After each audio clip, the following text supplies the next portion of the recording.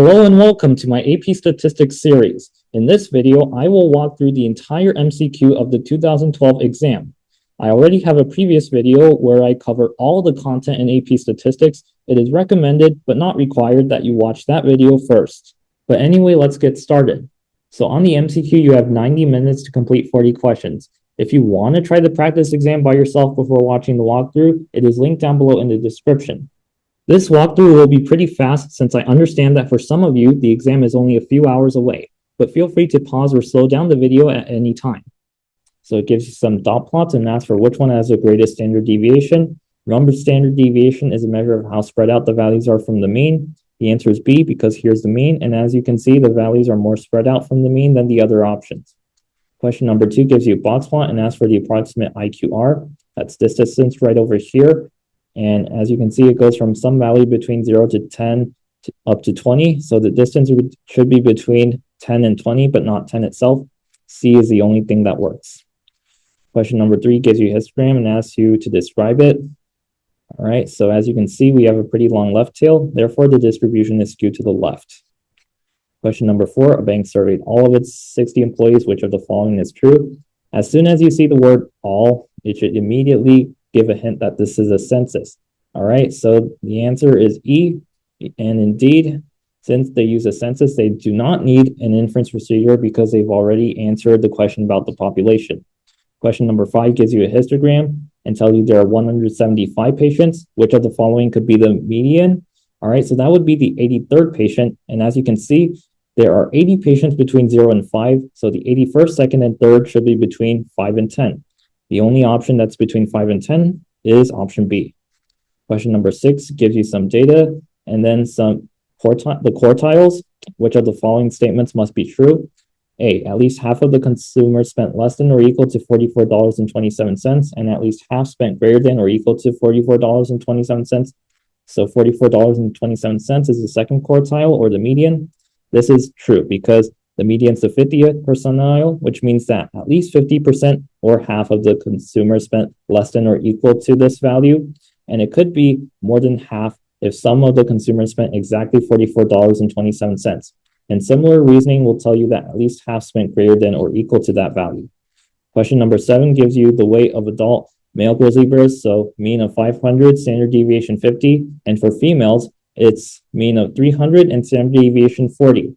So approximately what would be the weight of a female grizzly bear with the same standardized score as a male grizzly bear with the weight of 530 pounds? So remember that z-score is just how many standard deviations away from the mean a value is. So for a male grizzly bear with a weight of 530, it would be 0.6. All right, so then if a female bear has a z-score of 0.6, it would have a weight of 300 plus 0.6 times 40, because that is 0.6 standard deviations above the mean of 300, which is 324.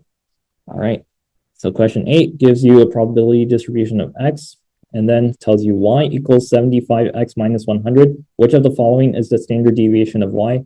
So I went through this a little fast in my stats video, but basically the standard deviation of y, which is equal to the standard deviation of a constant, which is 75 times x, and then some scalar, this would be equal to a times the standard deviation of x. And this makes intuitive sense because if you scale all the x values by a certain constant, then the amount by which they're spread out should also be scaled by that constant. If you shift the x values by a constant, then the mean also shifts by that value, so the amount by which they're spread out doesn't change. All right, so now plugging all the values in, 75 times 5.76, that would give you answer choice B. Question number 9, based on the survey of 900 adults. So 60% of adults are in favor, and if the reported percent has a margin of error of 2.7, which of the following is closest to the level of confidence? So the margin of error, which is as a decimal, 0.027, that is equal to the critical value times the square root of 0.6 times 0.4 over 900. All right, if you solve for z star, it would be approximately 1.65. All right, so now that means that we have a normal distribution with tails of negative 1.65 and positive 1.65. and mean of 0, standard deviation of 1. All right, if you plug this into your graphing calculator, you will get approximately 0.9. So the closest answer is 90%. Question number 10. So a CD manufacturer wanted to determine which of two cover designs will generate more sales. So they chose 30 stores, 35 were randomly assigned one cover, the other 35 the other. All right, so there was a significant difference. Which of the following gives the conclusion? All right, so the keywords are randomly assigned. So this is an experiment, and experiments allow you to infer causation. So yes, it is reasonable to conclude that the difference was caused because of random assignments. Question number 11. So you want to compare the effectiveness of two laundry detergents. So then whenever a load reaches 20 towels, a coin is flipped to determine which which detergent is used, and then the cleanliness is rated. So which of the following describes a study? The answer is a completely randomized design, because the units, which are the loads of towels, they are randomly assigned to one of two treatments, and those two treatments are the two detergents.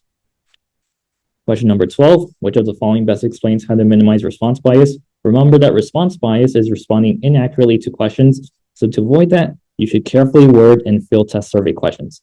Question number 13, so a sample of 42 rabbits, mean is 5, standard deviation is 3, which of the following is most likely true about the weights? So be careful. Option A is not true because the central limit theorem applies to the sampling distribution, not the distribution of weights. So the correct answer is C, because our distribution might look like this, and it's not possible to have a weight that's less than 0, so therefore the left tail likely cannot be as long as the right tail. All right, question number 14 was not used in scoring, so we're going to skip that.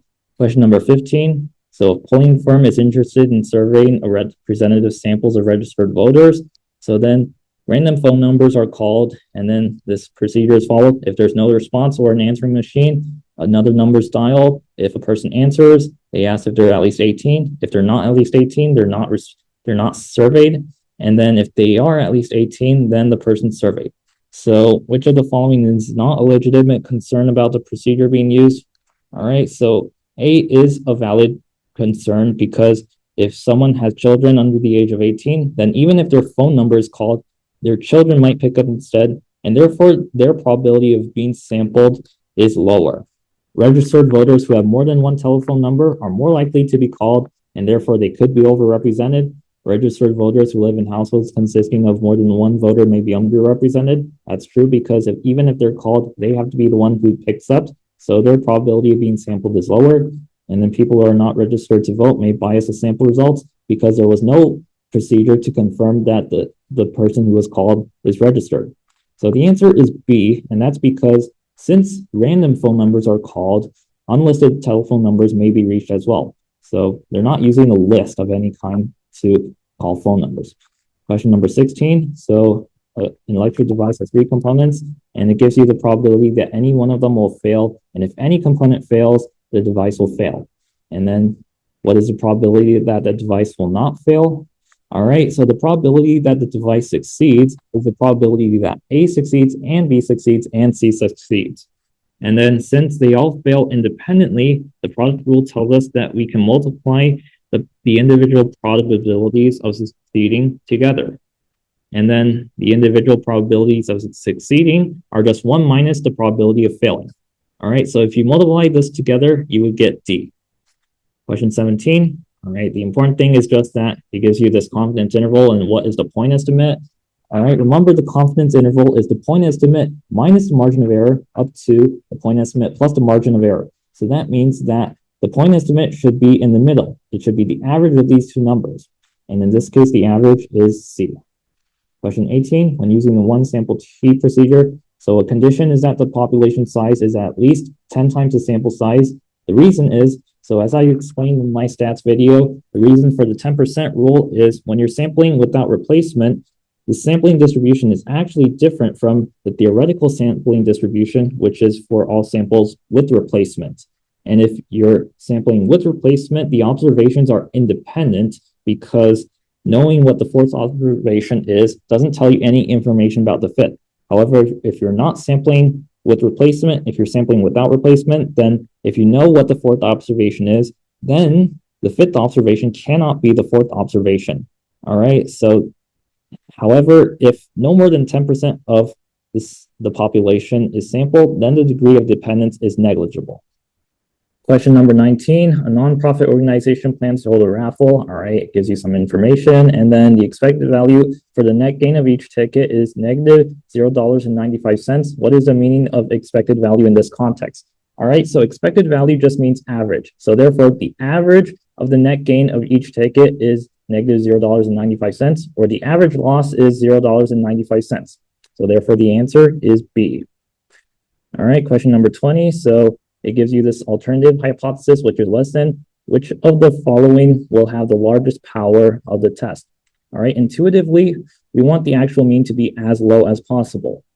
And more formally, if we suppose that this is our null distribution and this is the rejection region, then if our actual population distribution looked like this, then the probability of a type 2 error would be this red area right over here. And as you can see, if we shift this red curve to the left, then this probability would decrease and therefore power would increase. So we want our population mean to be as low as possible. Question number 21. So it gives you some residual plots, and which of the following provides the best evidence that the regression line is appropriate and is consistent with the assumptions required for inference for regression? All right, so one assumption is that there should be no clear patterns. As you can see, A and B have clear patterns. Another condition is that the spread in Y values should be the same for all values of X. So that rules out D and E, because as you can see, for certain X values, the Y values are more spread out. So the answer is C. Question number 22, a random sample of 50 students. All right, and then it gives you this confidence interval. Which of the following best summarizes the meaning of this confidence interval? So interpreting a confidence interval, one interpretation is we are 95% confident, ... All right, but there's no we are 95% confident here. Another interpretation is about 95% of random samples of this size will generate a confidence interval that contains the true population mean. All right, so therefore the correct answer is B, because it talks about the population mean. Question number 23. All right, it gives you this 2D table. Which of the following statements about a randomly chosen person from these 200 employees is true? Let's go over the options. If the person owns a car, he or she is more likely to live elsewhere in the city than to live in the downtown area.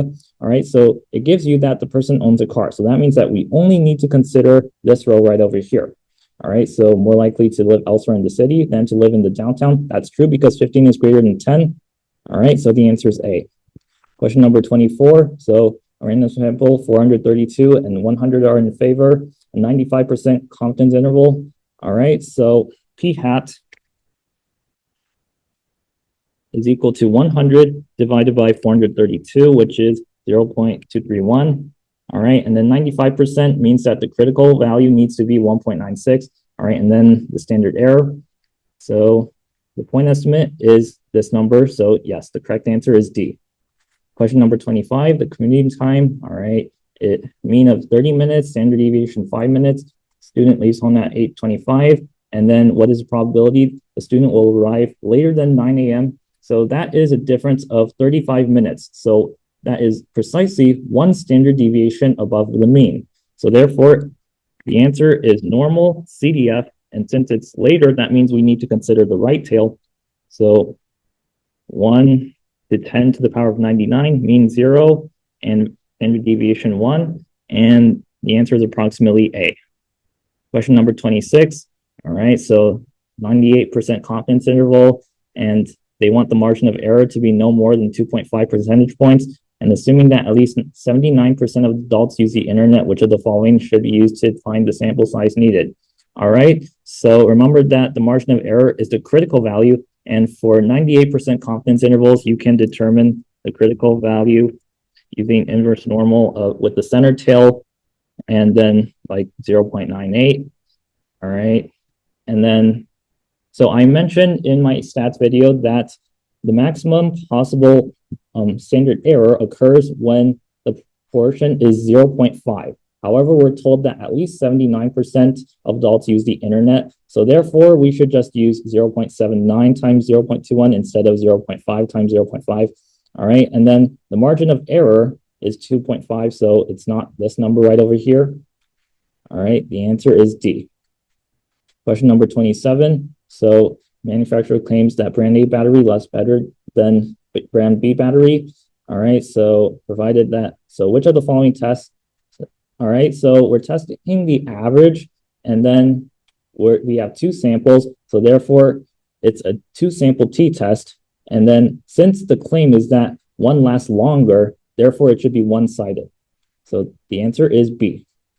Question number 28, an experimenter conducted a two-tailed hypothesis test and a p-value of 0.44. The experiment had conducted a one-tailed test. Which of the following is true about the possible p-value or values? So, all right, two tails, that means that we have one tail with an area of 0.22. The other tail also has an area of 0.22. All right, now if we only considered one tail, let's suppose this tail, then if the alternative hypothesis is greater than, then it's just, the p-value is just this area right over here, which is 0.22. If the alternative hypothesis is less than, then it's this area, which is 1 minus 0.22 or 0.78. So therefore, the possible p-values are 0.22 and 0.78. Question number 29, it asks you, which of the following statements best describes a conclusion? All right, so yeah, we see that we're dealing with average. So therefore, we need to do a two-sample t-test. And then since the question was asking whether they're different, it's the alternative hypothesis is not equal to. So as I mentioned, you can do statistical inference on your graphing calculator by hitting stat. So if you plug all of these values in to the two-sample t-test, then you'll obtain approximately a p-value of 0.016. So the answer is D. Question number 30. So which of the following procedures would be most appropriate? So as soon as you see a 2D table, you should instantly think chi-square test of independence or homogeneity. And then since it's talking about a relationship or association, that means the answer is independence. And homogeneity doesn't even show up here. Question number 31. All right, experiments to determine whether a particular drug decreases the chance of disease. For each of the experiments, the drug effect is the difference between the proportion of people taking the drug who got the disease and the proportion of people taking a placebo who got the disease. If the drug had no effect whatsoever, which of the following experimental results would be anticipated? 1. P-values will be greater than 0.05 for about 95% of the experiments.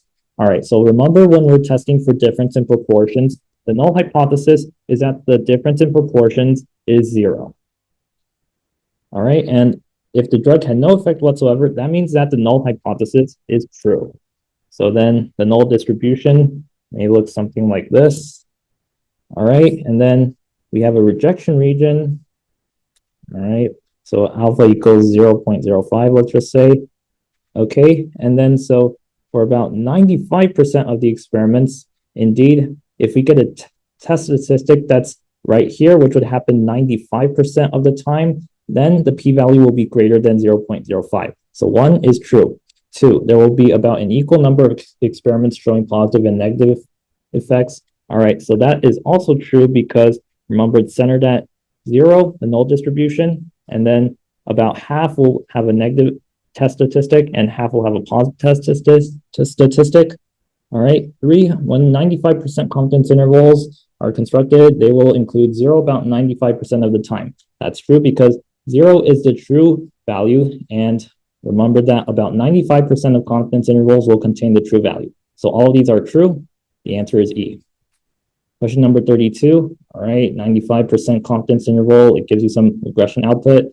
So which of the following gives the margin of error? Remember that the margin of error is the critical t-value, which can be determined with inverse t and degrees of freedom 10, and times the standard error, which is given right over here.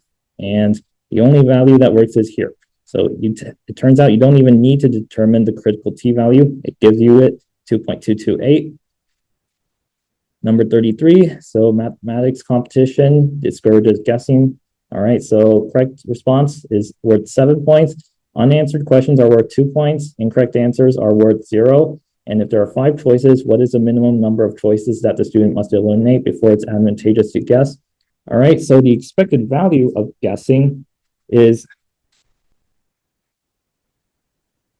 7 times the probability of a correct guess plus 0 times the probability of an incorrect guess, but 0 times anything is 0. So this formula for expected value shows up on the equation sheet.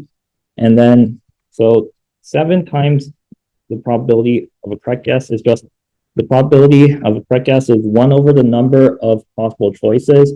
All right. And then it's advantageous to guess if the expected value is greater than 2, which is what you would get for not guessing. So the minimum value of n that satisfies this is, or sorry, the maximum value of n is 3. So that means that you need to eliminate 2 of the 5 choices, leaving you with 3 possible choices before guessing is advantageous. So the answer is C. Question number 34. So, all right, given that a new microwave oven is damaged during delivery, what is the probability that it stops working in less than 2 years? So probability stops working in less than 2 years, given that damage during delivery is equal to the probability that stops working in less than 2 years and is damaged during delivery divided by the probability that it is damaged during delivery. All right, it gives you all these values here. So this first value is 0.04 and then divided by 0.1. All right, the correct answer is D. Question number 35. All right, so yes.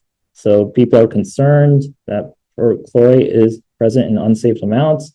Drinking water is considered safe when the average level of perchlorate is 24.5 or less. All right, which of the following is an alternative hypothesis that addresses the concern? So we don't care about the sample. And notice that the wording here is or less. That means less than or equal to.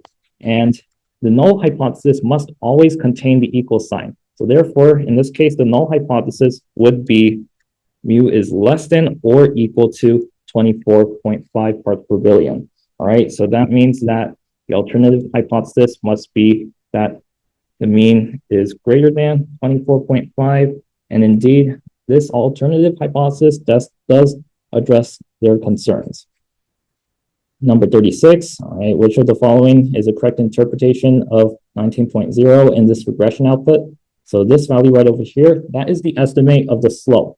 And since the response variable is zinc, so that means that a predicted increase of 19 parts per million in concentration of zinc for every 1 increase in parts per million of concentration of lead. Number 37, there were 5,317. All right, well, it gives you the mean and standard deviation and tells you that the distribution is strongly right skewed and asks you to describe the sampling distribution. So remember that the central limit theorem tells you that since 100 is larger than 30, it would be approximately normal.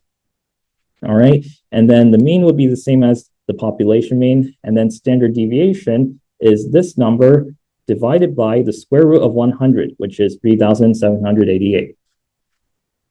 All right, question number 38. So which of the following might be an appropriate null hypothesis? When we're testing for difference, the null hypothesis must always be that it's the same. So the correct answer is B. Number 39, so we roll 2 dice and then we take the difference. Which of the following best represents the most reasonable distribution? So what is the most likely outcome? The answer is 0 because there are 6 possibilities, 1 and 1, 2 and 2, 3 and 3, up to 6 and 6. And then as you go farther away from 0, the probability decreases. For example, to get a difference of 5, you need to roll 6 and 1. To get a difference of -5, you need to roll 1 and 6. So only 1 possibility. All right, so it should be highest at 0 and then decrease as you go farther away from 0. Question number 40, the probability of winning a certain game is 0.5. If at least 70% are won, the player wins a prize. If the possible choices are these, which value should be chosen? All right, so this is a binomial process, and you could try to use 1 minus binomial CDF on your calculator to determine all these probabilities.